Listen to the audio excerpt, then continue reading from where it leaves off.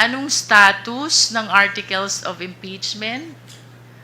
Considering that there are efforts to return, I humbly believe that the case is very much active and alive.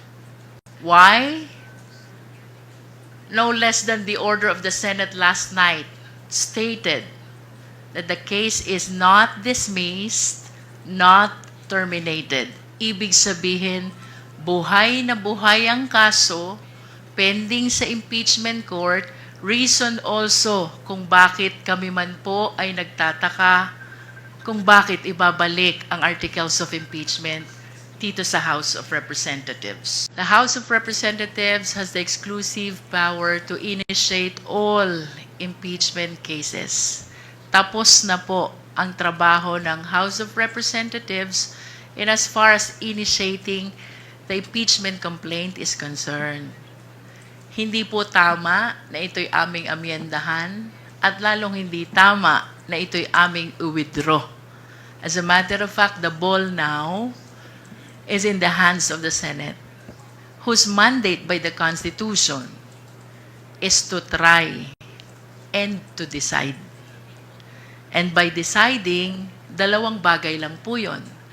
It's either they acquit or they convict. Ang boto po kagabi, 18-5-0. Sa tingin nyo, yun din ba yung, may mga nagsasabi na baka yun na rin yung posisyon ng mga senador at maging boto pag umusad yung trial.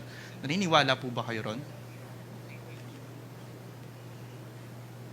It is very hard to preempt kung anong magiging decision ng mga senator judges until and unless we have concluded the presentation of our evidence.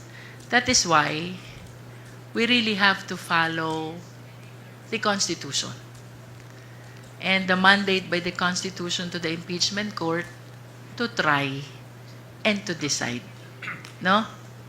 Mahirap pong isipin o sabihin na yung boto kahapon, ayun na rin ang magiging boto sa impeachment case sapagkat wala pa po ni isang ebidensyang naiilatag ang prosecution.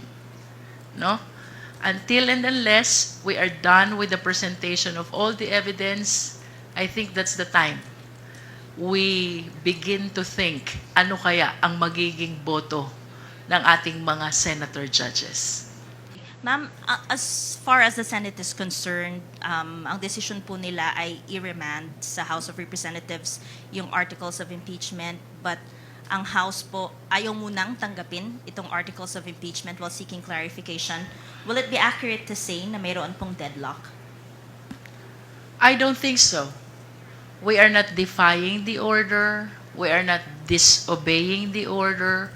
What I said earlier, we are deferring the receipt until we are clarified on the actions taken by the Senate last night.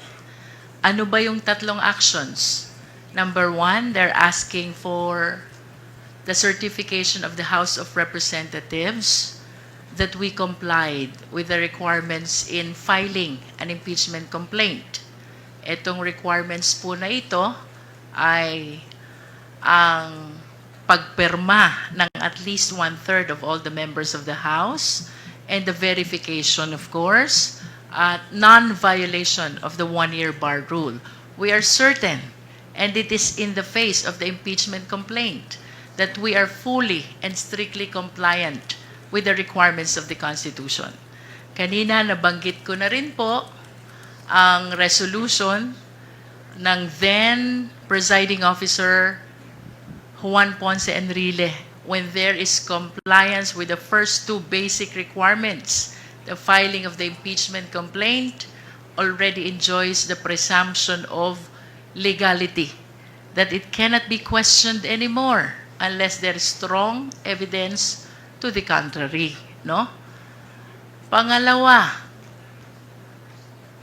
they're asking for the confirmation of the 20th Congress, whether it will pursue the impeachment complaint against the Vice President.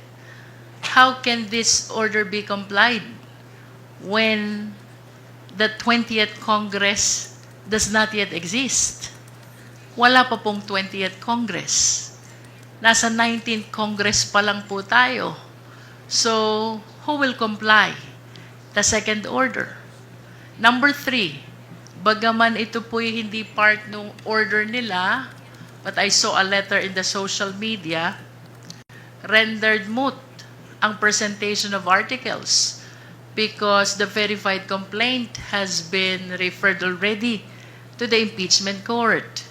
Ito po'y gusto namin maklarify lahat sapagkat yung una, we are fully compliant with the Constitution.